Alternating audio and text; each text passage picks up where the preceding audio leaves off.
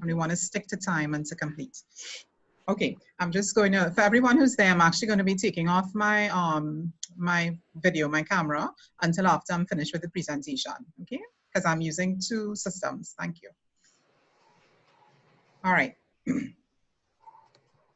All right, so hi everyone and welcome to today's webinar, Transitioning Your Business Out of COVID-19. So this is the first of our three-part series on our Recovering from COVID-19 business series. My name is Alicia Williams and I'll be your moderator for this evening. I'm a part of the marketing team here at EVENTURE Meetings and Events, and I'm so pleased to be hosting today's session. So our webinar today is proudly sponsored by LCT Consulting and Associates Limited, Inveni Business and Technology, and of course, EVENTURE. So as I mentioned previously, this is a three-part series, and our next sessions will be on the 17th of June with our session Marketing Your Way Back from COVID-19. And then the final session will be on the 1st of July with Running a Business in the New Normal. So we encourage you to sign up and be a part of these sessions, which are geared towards helping you navigate in these trying times. We normally post all of our events on our Facebook and Instagram pages, so we encourage you to look there, and we'll also email you as well. So I'm pleased to introduce our speaker for today, and that's Michelle Lotritam, who some of you have been talking to her previously. So Michelle is the founder and managing director of Inveni Business and Technology Limited, the Caribbean's leading China sourcing solutions company. She's the founder and the principal consultant at LCT Consulting and Associates, a boutique marketing and business development firm founded in 2012. An expert in the field of marketing and business development strategy, Michelle is a management consultant, entrepreneur, business mentor, and trainer. Her professional experience comprises over 15 years in the financial services industry, in addition to senior executive management positions at state companies. Michelle's passion lies in mentoring businesses and helping clients to achieve their goals that they previously thought was impossible. She believes that our most valuable offering is helping others, and paying it forward leads to your own success. In that vein, Michelle is the president of Quota International Trinidad and Tobago, the local arm of global nonprofit Quota International, and currently holds the position of Director, Communications on the board of the Association of Female Executives of Trinidad and Tobago. She has presented at numerous fora, and today she's going to share the steps on reopening your business as you transition out of COVID-19. But before I hand you over to Michelle, a few housekeeping matters. First, today's session will be recorded and it will be sent to you via email. Next, we'd love to hear from you during today's presentation. So if you have any questions, feel free to put them in the chat, which is either located to the bottom of the screen or to the right-hand side. We'll be answering the questions at the end of the session, so feel free to keep commenting and sending those questions in. If we don't get to your question during today's session, we will be sure to follow up afterwards. So without any further ado, I'd like to kick things off by welcoming our presenter, Michelle Lotritam. So Michelle, over to you. And it's great to be speaking with everyone this afternoon. So let's just get right into it. So as Alicia mentioned, this is the first part of our three-part series that is recovering from COVID-19. And we are talking about transitioning from COVID-19 back into a reopened economy. So what we are treating with today is what does your business look like now? What is the now in terms of the business environment? What does the future look like? What we have learned in the past 2 months or a few months in some instances in that lockdown situation. And we're looking then at 7 steps to reopening your business, and then we will be taking some questions. We have timed the session for today for a period of 1 hour. So as Alicia mentioned, please put your questions in and let's have a really interactive session as we go. I'm going to be answering the questions at the end of the presentation, which should probably take just about roughly 30 minutes in terms of the presentation itself. Okay, so moving right along. So what does the now look like? What does the now look like? And it's important for us, before we even look at putting things in place in terms of next steps. We understand where we are. As a business owner, this is very important because you have to look internally, you have to look externally, and then you have to look at the macro level in terms of what is happening globally and how it's impacting your industry and at some point your business, locally. So what has been taking place, and I'll just, mention some of the things that, we are very much aware of. A lot of job losses across multiple sectors as industries fold, you know, the pandemic is unprecedented. I really don't like using the buzzwords, but it's there are so many, but it is what it is. At the end of the day, it truly is unprecedented, especially to us in the Western world, and in Asia, because I do business in Asia. In the Asian market, people are very familiar with H1N1, swine flu, bird flu, SARS, MERS. So they have always been a lot more prepared than we could ever be on the Western side for how to treat with these type of pandemics. And we have experience, if you've been following up what's taking place, you see that South Korea is ahead of the curve in terms of what they're doing for their citizenry, and even looking forward, because it appears that we will have to deal with the likes of a pandemic going forward. Now, as we look forward in terms of our businesses. So job losses, yes, across multiple sectors. We also saw a surge in terms of online shopping, especially during the lockdown period. The coronavirus outbreak, it transformed the way that consumers shop. Not that people weren't shopping online previously, but obviously when you're stuck in your house and you have nowhere to turn, you're going to be on your laptop and you're going to find things to not just to buy, but you have no choice now because of the environment where you have that contactless sort of situation happening. You will turn to ordering online and purchasing all of your necessities and the various products that you need online. And I am happy to note, as an entrepreneur in the Trinidad and Tobago market, I'm happy to see, how some businesses, both large and small, was able to pivot just in time to take not just advantage, but really and truly to help their business survive during the stay-at-home order. And we are now coming out of it. We are not there yet, but we are just coming out of it. So that digitalization process was crucial in terms of them actually surviving the period and now looking to put strategies in place to actually advance the business and move forward. So increased use of digitalization platforms also in terms of social media. We can talk about that forever, where persons are able to communicate with their customers and the selling of their products and services across many channels. Email marketing became even more vital. And as I said, social media, your use of your website, if you were able to be part of the essential services during the lockdown, there were other ways that you were able to communicate with your customers as well, in terms of, them visiting. And yes, it would have taken a different form in terms of all the health and hygiene protocols, but you were able to treat with your customers definitely face-to-face, or customer-facing, but differently at the same time. And again, remote work has taken off.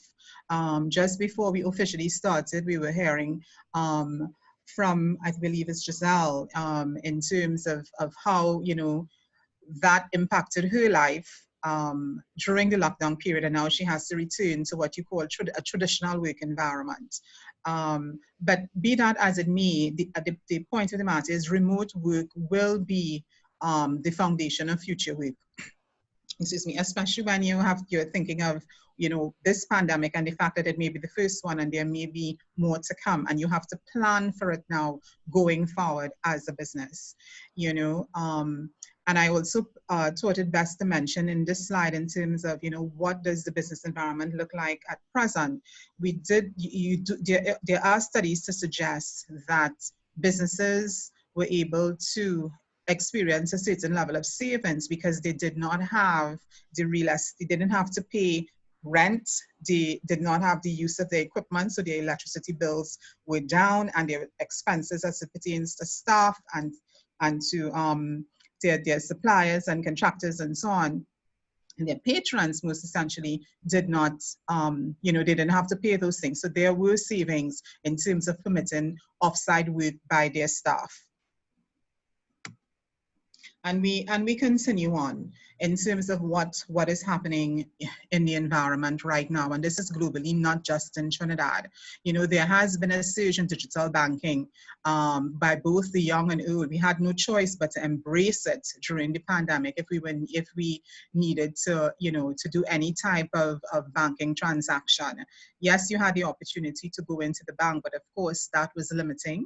And I don't know about you all, but going to the bank and having to line up outside in the hot sun until you're able to get in the doors, and then you have to wait on the side, on the steps, and then you get in, and then too much. So let's, we really took a deep dive into digital banking. But let's bring it back now home to our actual businesses, because at the business level, whatever you had going on before or pre-pandemic did not change with the pandemic happening. And as we are coming out and restrictions are being eased, and we are coming out of that sort of stay-at-home lockdown type of scenario, whatever you had going on, as I said before, is still there. You still have to face it. So if you have creditors were, that were nearly 60 days old in hibernation, where you were owing them money, you still have that bill to pay. You need to now figure out how you're going to be doing that, because right now, where there is consumer spending is down, it's at its lowest, creditors will be demanding payments because they now have to pay their own suppliers. Yeah, and then conversely, you're going to find where, people that are owing you money, your debtors are going to find it difficult now because there's not the kind of business activity within the local business community.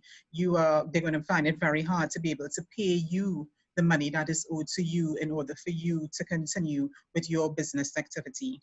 Yeah, and in terms of returning to work, it's not just, they announced last week, Friday, that, we are going back out to work on Monday. The larger companies will have the wherewithal to put those things in place, but smaller businesses, and even to a greater extent, micro businesses, you now have to, that decision came, you now have to have a strategy in terms of how you're going to be restarting your business. So do you have the stock?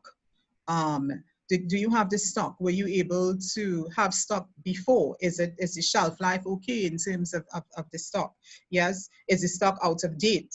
Is it too little stock as well? Is it too much of the bad and generally insufficient to quickly return to a profitable trade? Maybe you do not have enough. So these are the realities of the business environment currently. And you now have to find creative and innovative ways in terms of how you're going to treat with these situations in order for your business to survive. You must have, or maybe you have seen where it says adapt or die. And that has never been more real than it is right now in terms of what we are facing, with the pandemic. At this juncture. However, as with anything in business, even though you have a crisis in let's say in the left hand, there's going to be opportunity on your right hand. And as a good business person, as an entrepreneur, you will always going to keep your eyes on and keep focused to see where there are opportunities. What can I do now to maximize on what the market wants, as opposed to me providing what my services to the market, which is probably not what is needed at this point in time. So we have seen different new, not necessarily new, but industries that were sort of lying low, just coming to the fore. And that includes like telehealth. Telehealth is just about, you have your you're conversing with your medical professional, your doctor, and you're getting diagnosed screen to screen. As you can see in the picture here on your right, you are showing you're actually having your online medical consultation happening, and there has been a tremendous increase with respect to telehealth and telemedicine, both industries now that is future in terms of intent and ripe for opportunity for business, for entrepreneurs to get involved. Then we also saw the explosion of online education. And online education is a key. If you are operating, let's say, in you are low, someone, let's say a low income earner working in sectors where, maybe at, in terms of retail, in terms of restaurants and cafes and so, you are not sure after, with the reopening of the economy, that you're going to have a job. You still have your family to take care of and all of that. So hopefully during those time periods, business owners would have encouraged their people during the downtime to take advantage of the free online education that was available. And us within ourselves, if we have found ourselves in these positions, these kinds of situations, that we ourselves took advantage of the free online education. I don't think that's going to go away. But however, the people who took the opportunity to upskill or to reskill during that period, regardless of whether you have degrees or not, they're the ones who are going to be on the front line in terms of receiving, maybe short-term and medium-term work, or even redeployment within their companies, because they would have most likely taken courses that dealt with, if it's some kind of marketing, content creation, any type of digital course in any way. And that is what is needed. And a lot of small businesses found themselves where they did not even have websites. And now a website has become critical in terms of the medium that is being utilized to communicate with your customers. So there is, taking advantage of that and of those opportunities, are critical. And still is. We saw an explosion again in terms of home grocery shopping and the delivery of that. Totally amazing in terms of how some companies in Trinidad were able to take advantage of the pandemic and start providing these services, knowing very well that we cannot come out of our homes. We can't have contact like the way that we used to previously. So provide a service, especially like to seniors and to others, to just keep their business going. And of course, in this business environment now, we have consumers, and in terms of their behaviors have also changed. As a business owner, you need to be on top of these things. People are asking a lot more questions, about the products, where it has come from, how safe is the food to eat, especially in this public health crisis. How was it produced? How are you going to get it to my home? Because I'm not going to be coming out and picking it up.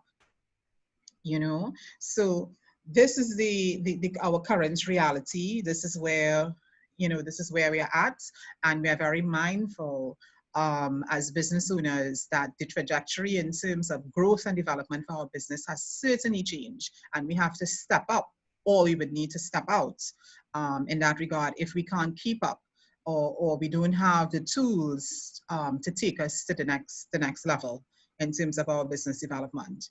Of course, I just added here, it's a reality for persons within the tourism, travel and hospitality sector. Business travel has dropped, not just business travel, but travel on a whole, on a global scale.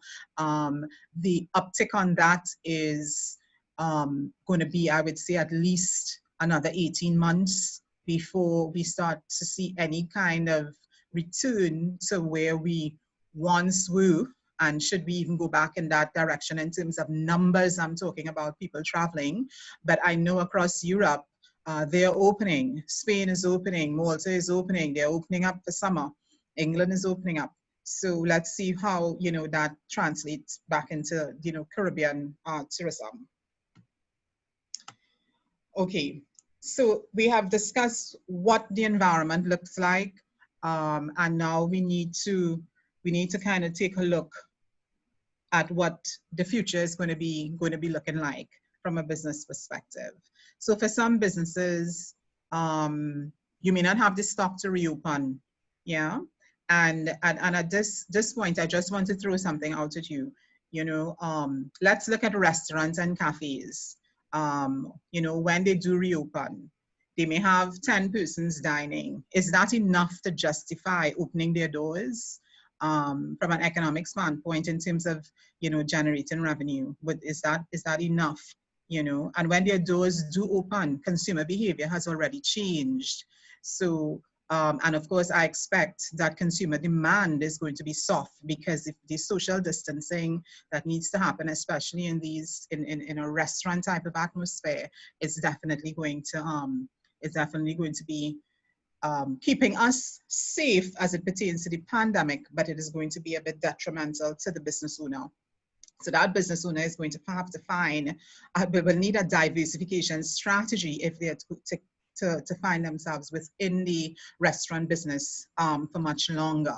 And it means also that you will need to generate you will now need to have several streams of income to keep the business afloat. But we will touch on that a little further down the road as we get into the 7 steps of the 7 steps of, sorry, I lost my train, of reopening your business at this juncture. So what the future looks like, and these are the realities. Even though we have supermarkets, you know, they're open they've been open as an essential service. The kind of traffic that they would normally have, they did not have that, so their revenues are on a decline for some of them. But some of them also would have diversified and put certain measures in place so that they can try and generate, you know, more revenue and try and keep staff on. Some businesses may take, you know, 6 months plus to actually to get themselves, you know, back on track in terms of delivering their products and services. And again, as I said, with respect to the hospitality and tourism businesses, some of these businesses may never return. You know, the consumer demand patterns are unpredictable due to the employment situation, and of course, you can't plan because there's lingering uncertainty within the markets, and that spells all sorts of stories in terms of consumer confidence. You know, people not spending money, and we can go on and on. So, but at the same time, we still need to plan for a future where this may happen again. So even as we look now and we are setting ourselves up to reopen our business, and in some instances, some of us have already reopened, but we need to ensure that that plan is strong, because we have to be viable. And we have to let that capital outlay in terms of restarting that business make sense. So we should plan for the future and put things in place from a disaster recovery perspective for your business. A small business owner might say, but why do I need to do something like that?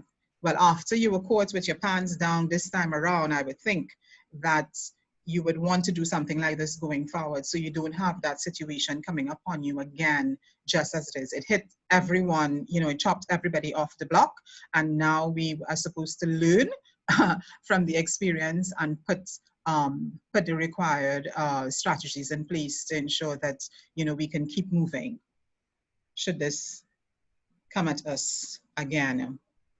So these are some of the things. Of course, I must underscore what it is I'm presenting. The pandemic is wide, it's varied, it's touched multiple sectors. What I'm trying to do today is simply just to bring some of these things into focus for you. Some of it you would have heard of it already, obviously, but sometimes hearing it again and from someone else, you know, it sort of zeroes in home. It hits home. So that's what I'm trying to do, so that you kind of leave the presentation this evening, leave the session, you know, feeling motivated to go and do what you need to do in order to restart your business and to put it on the right path at the end of the day.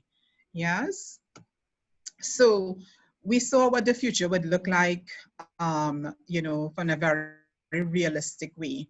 But at the same time, we have spent the past 2 months at home. Some of us have spent a longer time, and we need to take stock of that time we have spent at home. You know, what did we learn?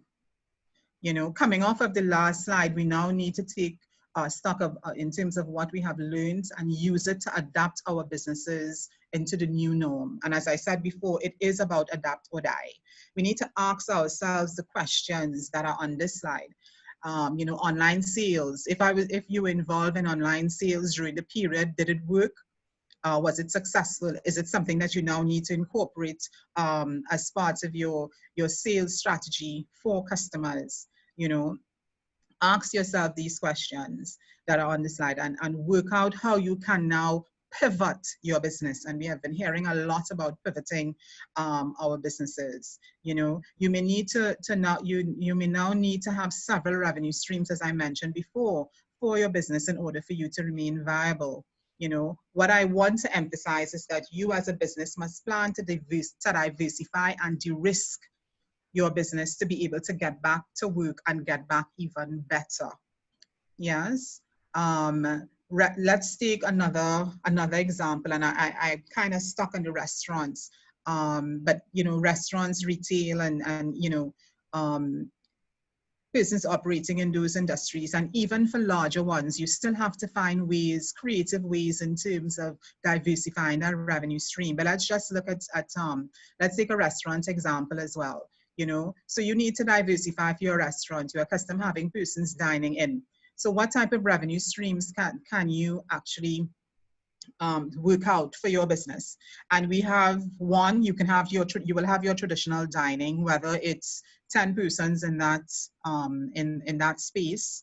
You can also have like takeaway meals. You can provide those. You know, people come in and they place their orders and they just come do a curbside pickup sort of thing. You can also go so far as offering cooking classes online to again diversify your revenue streams here. It may be as you also have an opportunity, you know, to provide, if there's some special type of product source that you produce within the restaurant, you should look at trying to retail that to customers. You know, either curbside or when they're coming dining as well. You know, you package it and then you can retail it. From a wholesaling perspective, you can also look at prepackaged meals, and we are seeing quite a bit of prepackaged meals in Massey. You know, Aspara restaurants is there. You know, and then of course when you visit Starlight Drugs, you see quite a bit of prepackaged meals from various you know, caterers. So it's another option that you can look at. And then those prepackaged meals, you can also have them in, you know, gourmet shops and supermarkets, depending on your specialty. Again, it gives another opportunity to diversify your market and for you to try and create innovative ways where you are able to generate more revenue to try and supplement for the revenue that you would have lost. Yes. So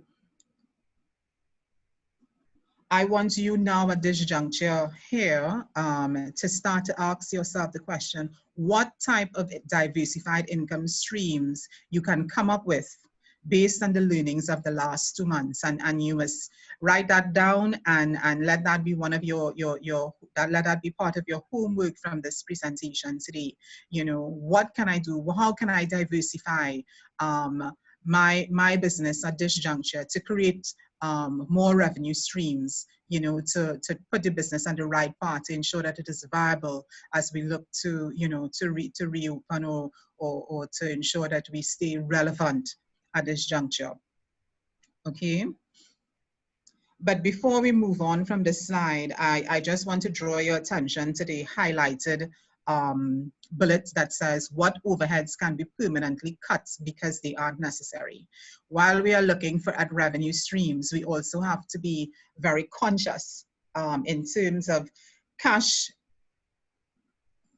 Our cash flow is critical right now, and we cannot be seen to be spending money on things that we don't necessarily need. You have to be ruthless when it comes to your overheads at this juncture. Some of them you would need to permanently cut. It depends on your business. It depends on how you operate, whether it's from an online perspective, whether it's brick and mortar operations that you do have. you know, you have to decide what overheads that you need to cut at this point. You know, you can slowly reintroduce those business expenses when you see things are getting a little bit better, but based upon what is necessary first, that's how you're going to do it in terms of introducing those expenses slowly back into your portfolio. Yeah. So just take note of that. It's not about the nice to have at this point. I mean, if you have cash flowing in your business, well, then that's great. That's really wonderful. But at this point, it is not about the nice to have. It's about a really lean machine that's operating optimally to deliver the results that you are looking for at the same time. Because you have to remember that your consumer behaviors have changed, and you have to provide is a different type of service now as it pertains to your customers. Okay. And we have spoken a lot about, you know, returning. You know, we have heard, you know, back, you know, we are experiencing a new normal. You know, how are we going to treat with that new normal? Do we go back? But it was interesting when I found this recent piece of graffiti of this picture. I was reading an article, and it says that the graffiti is found in Hong Kong, and it just has, we can't return to normal because the normal that we had was precisely the problem. And I laughed, and I thought, you know, this just kind of makes sense in a strange kind of way, because we are really not going back, and we really need to look forward in terms of where we're going with respect to our businesses. We are going to be creating a new normal for ourselves and within our own industries. Yes, so let's do that. Let's go forward at this point. But however, we also need to return to work for some of us. We need to return to work, and we need to understand too what that work environment is going to look like. And this is posing some more questions to you. Yeah, so in order to reopen your business successfully, we need to understand all the debts and obligations that our business currently owes from a financial perspective, and the time frames that we need to adhere to in terms of payment at the end of the day. Because what we are trying to achieve here is to get back to regular trade. Yeah, we need to quantify the business costs that we may need, one-off costs in terms of reopening the business as well. So really and truly, it's not just the government decided that last Friday we are going to reopen, as I said previously, and we just jump right into it. For some of us, it's going to be a bit different. So hopefully we would have sat down either with our team, or if we have a board, our business partner, our mentor, our accountant at the very least, someone that is giving us some level of advice as it pertains to our business, and try and start charting a way forward, taking into consideration, you know, what is happening financially within the business. And in order for you to go forward, you then need to ask yourself some questions. Yes, ask ourselves questions like, if we have sufficient cash available to meet all of our business obligations in the short, the medium, and the long term. Yeah, when you prepare your first budget, at which you need to prepare prior to you even venturing out, you don't be alarmed by maybe the deficit that you would probably see, but you need to, recognize it for what it is and see whether or not the business can flex until you are able to become viable. So of course, your cash flow, you need to develop your cash flows, do some scenario planning and that sort of thing to ensure that you get the business on the right footing as you're going out. We don't have a model to follow.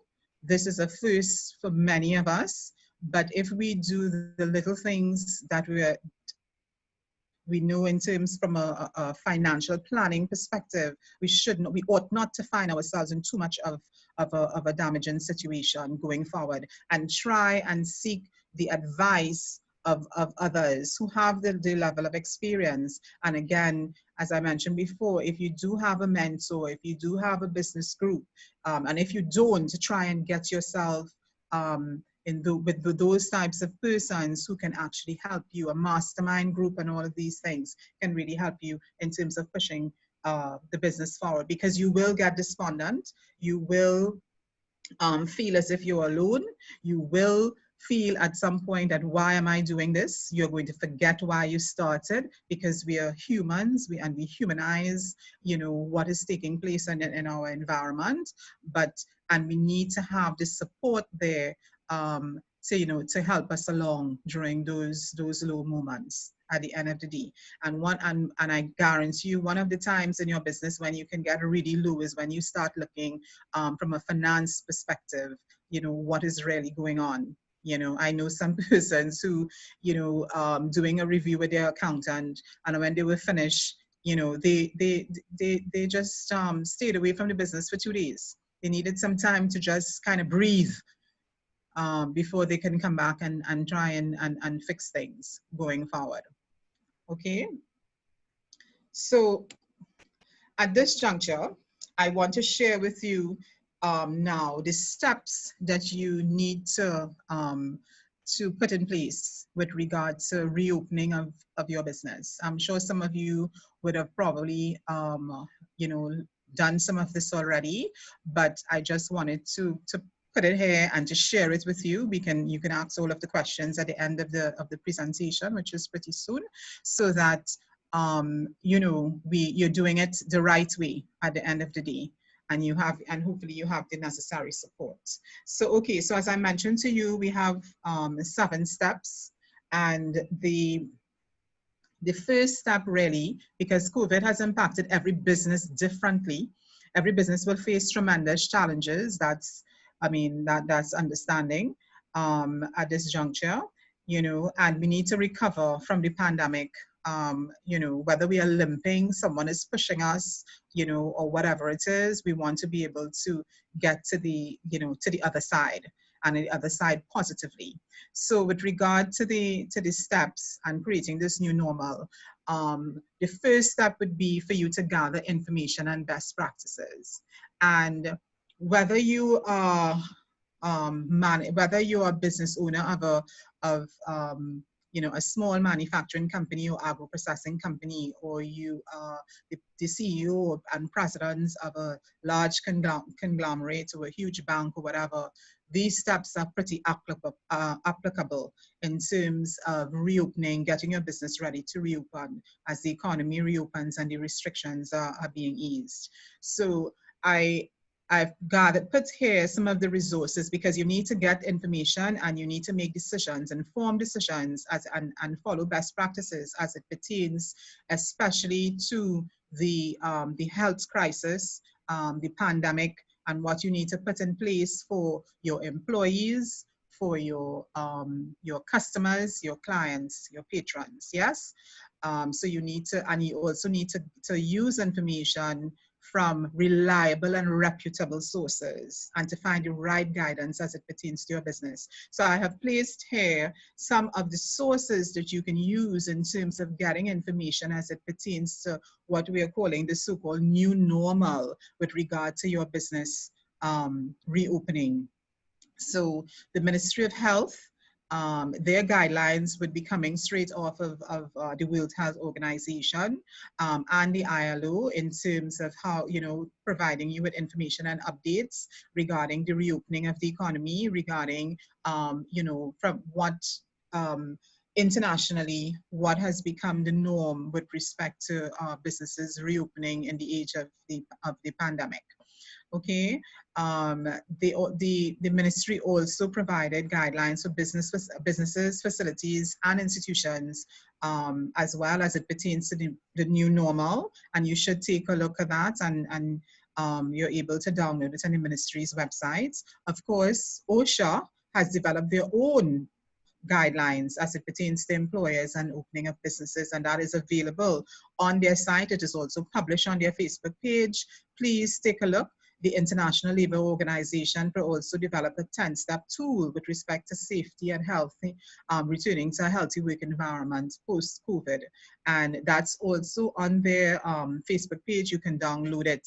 And then the Trinidad and Tobago Chamber of Commerce, they have created a repository of information on their website, where you can get a lot of what it is I've said here and more in terms of some of the webinars and so that they have held discussing some of the situations as it pertains to the pandemic and how it's being dealt with in Trinidad and Tobago. So there is a wealth of information out there to guide you in terms of how you are to reopen your business, to be safe, and to provide the the relevant, and to keep within the relevant protocols as it pertains to employees, your staff, your patrons.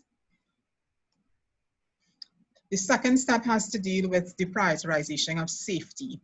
And we can't stress that enough. Everybody knows what we are going through at this juncture. General hygiene practices, it's a must for businesses. And hopefully we're going to get to a slide that treats with communication, but you need to assess your business's current cleaning and sanitation practices against the Ministry of Health's release recommendations, which is what I was referring to previously, to ensure that it can stand up to scrutiny, because the aim of the game is to protect against the spread of the virus. And that means you have to follow hygiene and health protocols within your establishment. Yes, and even let's say you have a delivery business, in that you don't not necessarily have a brick and mortar business. I don't know how many of you all would have seen We Eat.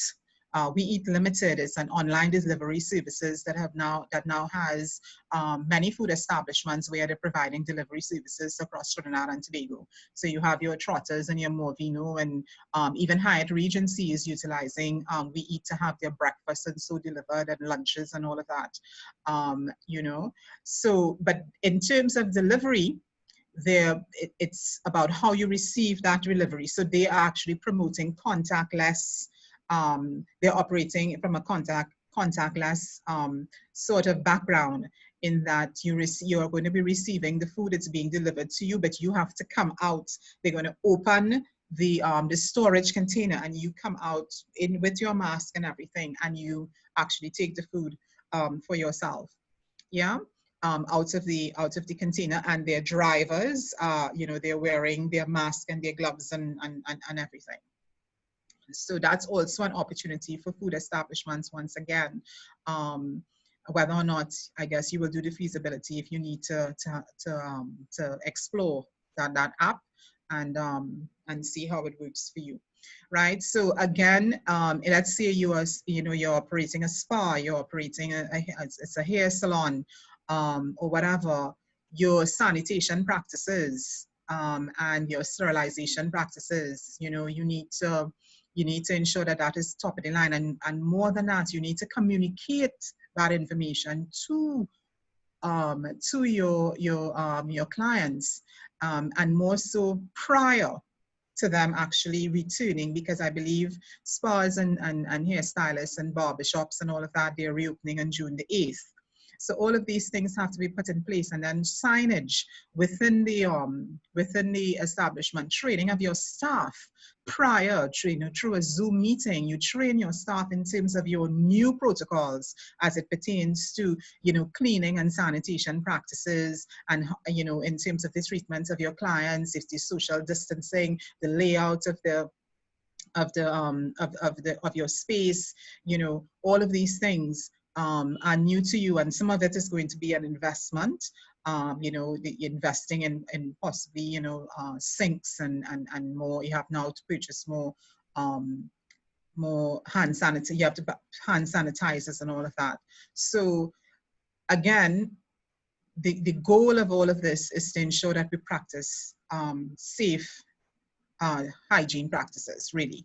Yeah, companies that were utilizing PPE before the crisis, obviously need to if you're reopening, you need to ensure that that is being used. You don't, not use it, but you ensure that it is being used, and you ensure that your customers or people visiting your offices are very much aware of your policy and your protocols as it pertains to dealing with their customer facing staff. Again, in terms of safety, social distancing, strange enough, we ventured out with a lot of open plans, and now it appears that, we have to return to the cubicle type of layout within offices. Yeah, so that you are keeping that distance, that 2 meters away from each other. In some instances, you're going to find where offices need to implement sneeze guards for their staff to ensure that they're keeping that safe distance away from them. Hopefully, businesses that are returning, you are providing your staff with some type of care package. Whether it's 2 masks and a hand sanitizer and wipes, or with alcohol base or whatever it is, to ensure that your staff, they are taken care of as well. As much as you will take care of the public, you need to take care of the employees first. Okay, employee health monitoring, that is something from an HR perspective and within companies, that is a big focus. You need to now monitor your employees' health. If someone is ill, you certainly don't want them within the organization. So whatever systems, plans that the organization has to develop, it needs a revamped health policy as it pertains to COVID, the spread of COVID, and if someone is to become infected, how that is treated with among the regular staff, what needs to be in place. And that information needs to be shared, obviously, with the staff. Yes. So again, the prioritizing of business safety is number one at the end of the day. So just to give you a quick look, businesses reopening plan. So you have to look at social distance for your customers. You have, and this is not just, as I said, for brick and mortar. If you are doing deliveries, how are you in terms of your product? You need to ensure that, you have that social distance thing happening in terms of handing the product over to your customer, that your delivery person is, has their mask on, their gloves on, or whatever it is. You need to ensure that all of those things all the protocols are in place, correct? If they are visiting your establishments, if clients have to visit your establishments or customers, ensure that the surfaces are disinfected. You have your frequent hand washing. You put up all of your little signs. Yes, ensure the hand sanitizers are available. And then, of course, you have your health screenings. I know that a lot of companies have also instituted the temperature checks when you are visiting as well. And I guess in terms of HR, how you now treat with sick staff and sick days and all of that, that is something that would be heavily deliberated on at this juncture.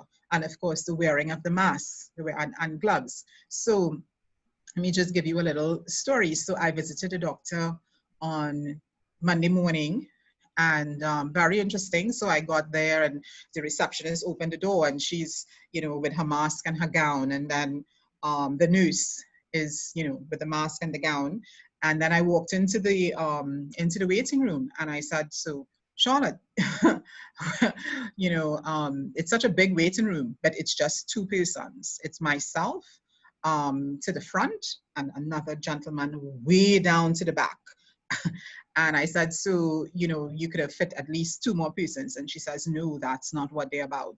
The social distancing is critical, and the doctor and the nurse and everybody is wearing, everything. Of course, it's a medical, he's a doctor, so you would expect for him to have all of the, the hygiene and the health thing practices in place. But someone did try to come into the come to visit at the time when I came out, and I had to sign the form and to make my payment, and so the bell rang and someone has an appointment, because now it's strictly by appointment. There's no walk-in customers or anything like that. And she attempted to come in without a mask. And they said, no mask, no service. And the nurse came out and she says, well, I can give you a mask. So she went inside and she brought the mask, and the lady said, well, I don't really want to wear the mask. She says, well, I'm so sorry, you would not be able to come in here. And I was very proud of that, because at the end of the day, you have just two persons within your establishment, and you're turning away someone else. But of course, the safety of your customers and your staff, is very important. So we need to do what we need to do. And your customers are going to keep their eyes trained on you more than ever, especially during this period. During the lockdown, yes, but now, especially as we are moving into that recovery, moving into the recovery state, as we're coming out of the stay-at-home order. So we have to be very, very particular in terms of how we are treating with things. And of course, everyone is on social media. Everyone is very opinionated in Trinidad. So you would find, you're going to find all the visuals in terms of the pictures, and, you're going to get the bad press, yeah, at the end of the day. Okay, step 3. The step 3 now, we need to be looking at a business plan, and more so a new business plan has to take shape for your company. It has to include and take into consideration, of course, if you're looking at space allocation, there may be some costs if you have a brick and mortar that you need now to do a workaround, to ensure that social distancing is kept, is being followed. You also need to take into consideration your supply chain, your products and services, how you're going to actually treat with that, and of course your revenue impact. So you need to do a workaround in terms of what the business plan would have been before, to include and to take these things into consideration, yes, as you go forward. Step 4, communicate. And all communication is not necessarily good if we don't do it properly. But we need to communicate with our employees, all of our stakeholders, with our customers, our vendors, and our partners. Employees need to know that you have changed, there are new work practices in place and new guidelines. And it would be best if you involve your employees in terms of discussions as it pertains to shaping the new normal within the organization. Give them an opportunity to contribute, hear what they have to say. Let's say the persons who are delivering your products, they will have a lot of input because they are customer facing. They are facing your customers on a daily basis, not you. So they have a lot of input in terms of how, you may want to, just sort of tweak your current practice as it pertains to delivering your goods and services. Also, you need to hear from them, because they may have an issue in terms of the close interaction that they have. They also need to let you know how safe that they are feeling as well.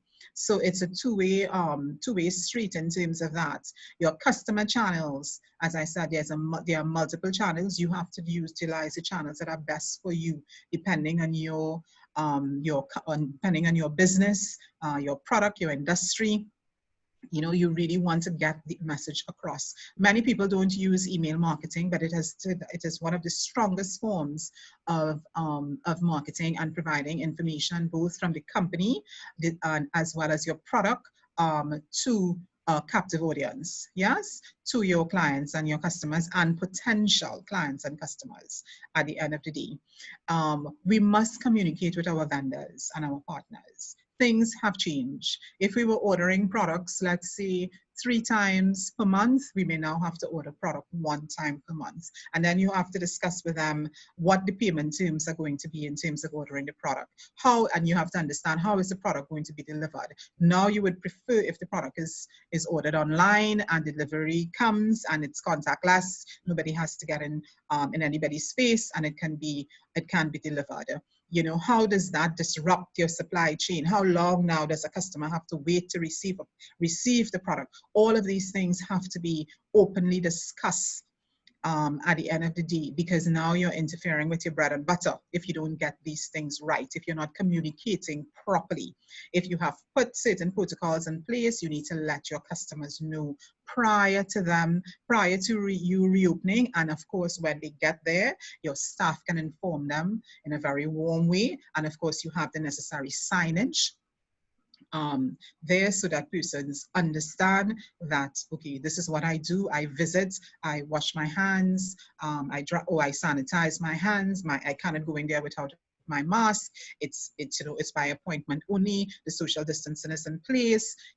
Appointments are kept to time. Going to the hair salon or going to your nail tech, was a time for relaxing. Now it's quickly, in and out. You have 30 minutes, 45 minutes, an hour. You get that done and you're out of there.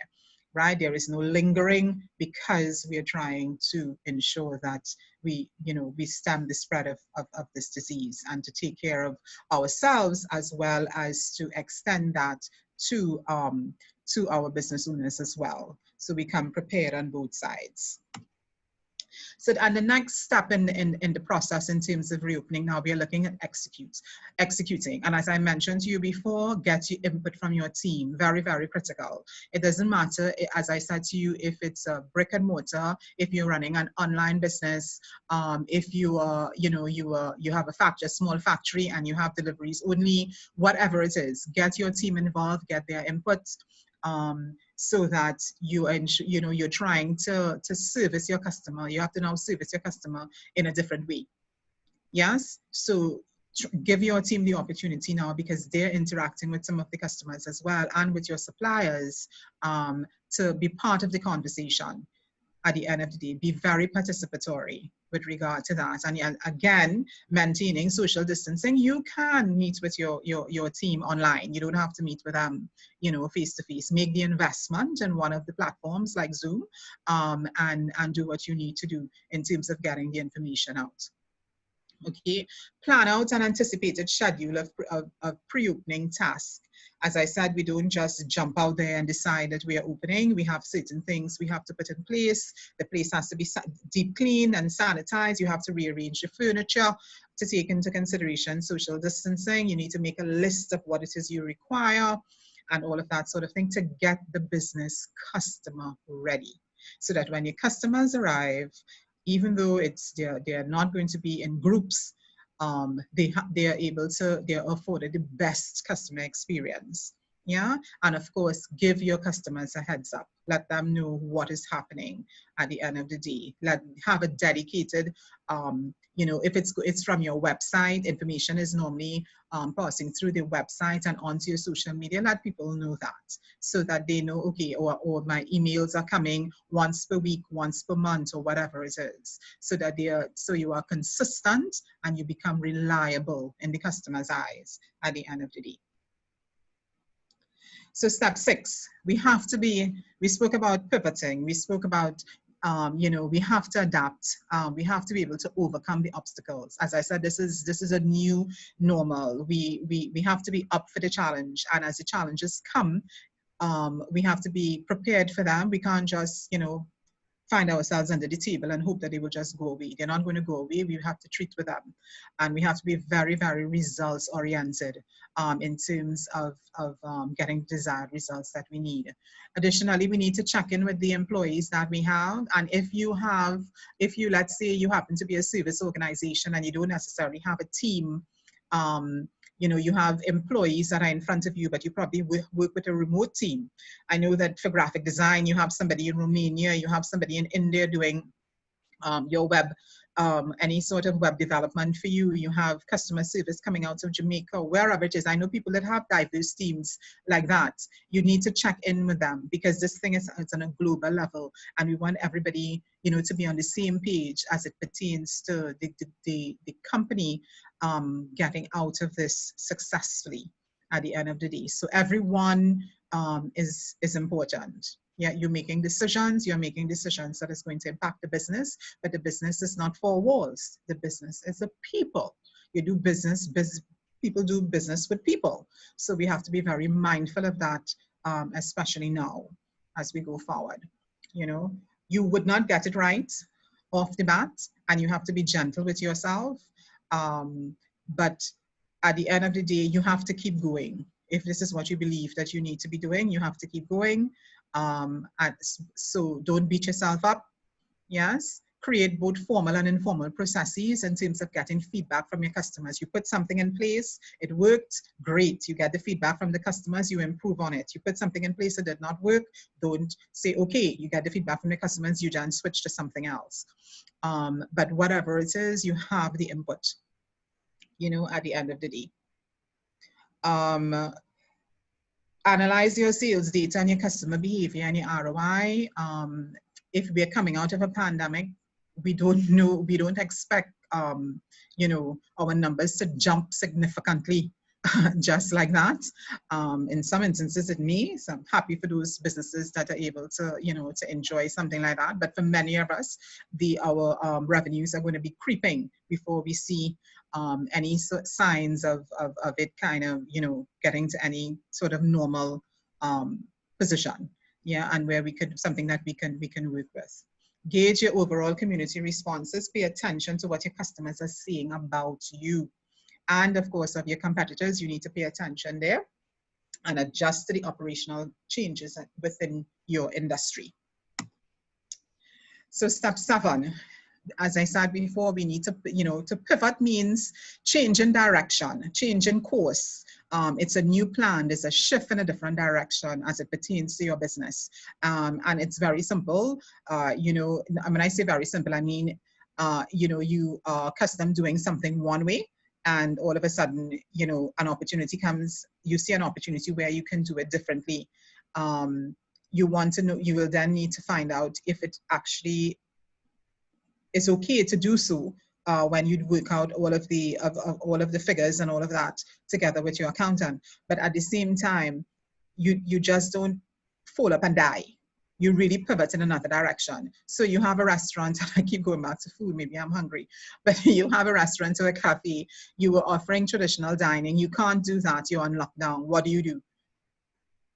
You offer some sort of delivery service. You pre-package the food and you put it into, and you get it into supermarkets. You know, you just do something, you add a complimentary service. You know, and we discussed some of those things before. Other ways in terms of diversifying, you know, at the end of the day, just to keep the business going. Yeah, so make adjustments based on feedback, on the feedback you receive, communicate your evolving changes in a timely and transparent manner, and continue to map out your road of your new normal. There's no guidebook with respect to with respect to what is happening right now. There's a lot of uncertainty, and it may have uncertainty for some time, but at the end of the day, if you keep going, you keep positive, you have the right support group, you know, we will get out of this. We will see the other side of this in terms of our business. So folks, that brings me to the end of my presentation for this evening. Truly happy that you stayed with me throughout. And I just wanted to share with you, you know, what is coming up, and I'll take the questions in a short while.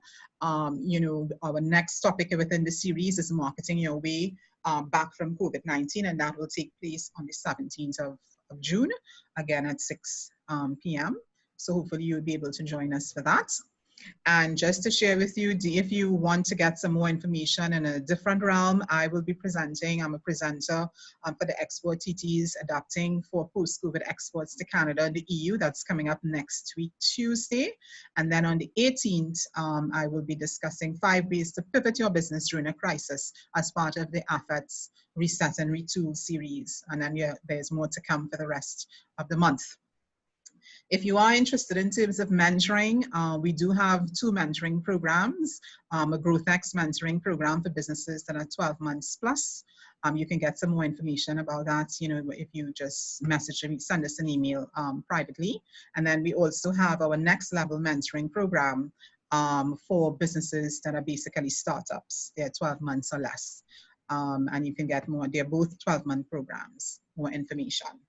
Yeah, we do have a free gift offer for persons on this call. For the first 10 persons that actually respond, I will do a 20-minute business career or business consult, sorry, a career or business consultation with you via Zoom or on the phone. And so this is just what we wanted to share with you to say thank you so much for being with us. So this is where we're at, closing thoughts and questions. Again, thank you very much. Thank you so Alicia? Thank you so much, Michelle. So we do actually have a question from Carol Noel. So Yes. I'll just go ahead and read that out. So she's saying that she provides administrative services to persons, some of whom are sole trader businesses. How can I transition after COVID, where most of them would be affected due to non-availability of clients and potential clients are cash strapped? The time it will take for the economy to restart may be lengthy. So after collecting data and evaluating it, the reality of the availability of revenue to spend may not be there. How can I adjust? Okay, so it's Carol, is it? Carol, now you're looking, we spoke about diversifying your revenue streams, and that is something that you would have to look at. You know, what type of service based on the core skills that I'm offering? Maybe it's another market that I need to target, because you said you're providing your service and forgive me, to micro businesses. Yes, small businesses. Okay, so sole traders, yes, and of course they are in the group that is greatly affected as it pertains to the pandemic. A lot of them cash strapped. So I would suggest that you start looking at review the product offerings that you currently have, see whether or not you can look at another target market with respect to the offerings. Also look to see what else is out there in terms of your skill set, and match with what it is the market wants as well. Because you cannot provide a service to a market that is no longer available to you. You now have to find another product, another service that you can provide to the market and what the market wants at the moment. So you may be very well able to utilize that same skill set that you were utilizing to provide to the micro and small businesses, and provide it to another segment, another business segment. Have you also, I'm not sure if you're providing the service online, maybe as a freelancer. Have you looked at the international freelance platforms like Elance, where you can advertise your services, call your cost, your price range in terms of whether it's per hour or whatever, and be able to provide your service internationally. That's also an option for you as well. So, and everything is being done remotely now. So a lot more businesses are going to be looking for that type of skill sets. So I hope that might be able to help you at this point. You also would need to, again, look at your cash flow situation. And of course, some people believe during this time, well, I don't have the cash, so I'm not going to market or promote my services. That's not true. You need at this juncture also to continue to market and to promote, not necessarily doing sponsored advertising, but if you are looking at email marketing and you have a database, or you belong to some association or group that you can market to, you can utilize WhatsApp, you can utilize texting, you can utilize Facebook, even though organically that has gone down, but there are ways you need to start building and getting that visibility out there in terms of the service as well. So I hope that can help you in some way. Great. And we actually have Liana. She was saying that Carol could also probably look at freelancing as a virtual assistant. Yes, and that's what I was also referring to in terms of Elance, which was formerly Upwork. It's the largest freelancing platform right now globally, and I have used them myself. I have used persons from India, from Romania, from the US. So most definitely, those are opportunities for you. All right, great. So we have another question. And this one is from Lisa Lashley Moore. How do you reintroduce breakfast at a B&B? Reintroduce breakfast at a B&B. I assume you, Lisa, is it that the customers have to visit you? Because if, let's look at it both ways. If you want to reintroduce breakfast, this breakfast doesn't mean that it's breakfast only for your visitors at the B&B. You can actually start providing breakfast to the community area where you are at. And don't have customers coming there. You can also do deliveries. You can also have your breakfast pre-packaged and placed in, the smaller, not necessarily a massy, but the smaller establishments within the community as well. So you have I'm not sure, like a wool, just off the top of my head, like I know where you're located, so maybe like a Wooling supermarket or some of the other other establishments around that may see value. Yeah, but you could also incorporate deliveries. So that, and then of course, ensure that your website has that e-commerce capability where you can accept payments, and so there's a payment mechanism in there built in, whether it's WePay or whatever it is, so that you can accept the payment for the goods. But yes, that certainly is an option for you in terms of expanding the breakfast option in terms of your service at the B&B. Okay, we have 2 questions from Giselle. So the first part is, what are your thoughts on obtaining government loans for SMEs to help turn around their business? And the second part is, would you recommend businesses seeking business consultants as a critical part of restarting, as a lot of businesses were operating without tools like a business plan, marketing strategy, etc.? Okay, so let's take the first one. Just remind me of the first one again in terms of that. Is this about getting loans? Yes, obtaining government loans for SMEs to help turn around their business. If the loans are available, why not?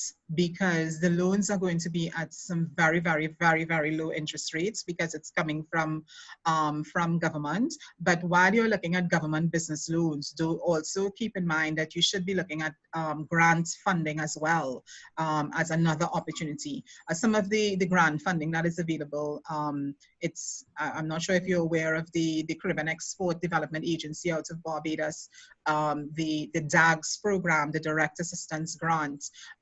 There is a call, I think, that's coming out for that pretty soon. You have to write a proposal. You also need to demonstrate that you are able to pay 50% of the monies that you are borrowing, but you are able to borrow, I believe, there is a minimum of 10,000 euros.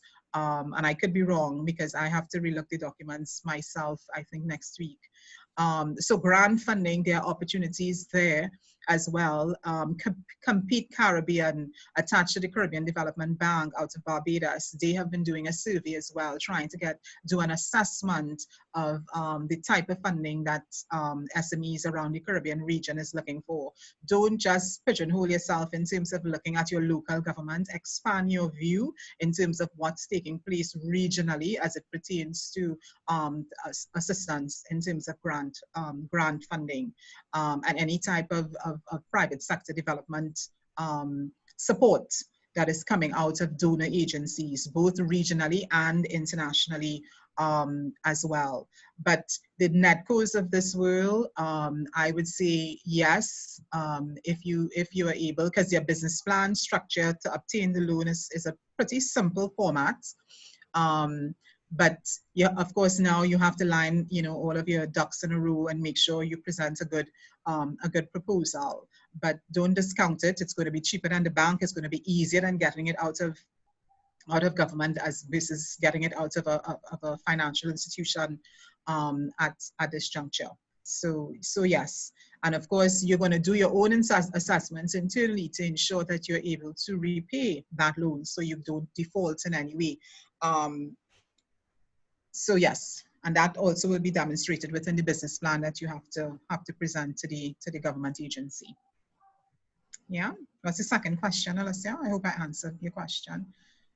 The second question is, would you recommend businesses to get a business consultant, basically, as a lot of businesses were operating without tools like a business plan and marketing strategy, etc.? Yes, I would say yes, because at this juncture, But I provide mentoring services as you would have probably realized. I don't think I showed that just now.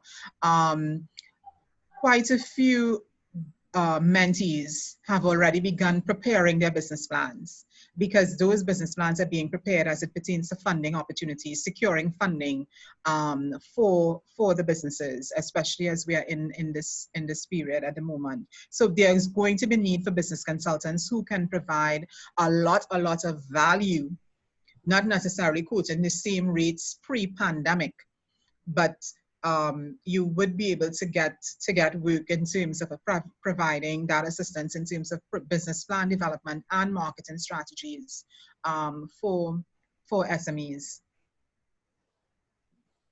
Okay, great. So Sharon Perrose, she just had some really good comments about the financial support and other donor agencies just supporting what you said, Michelle. No.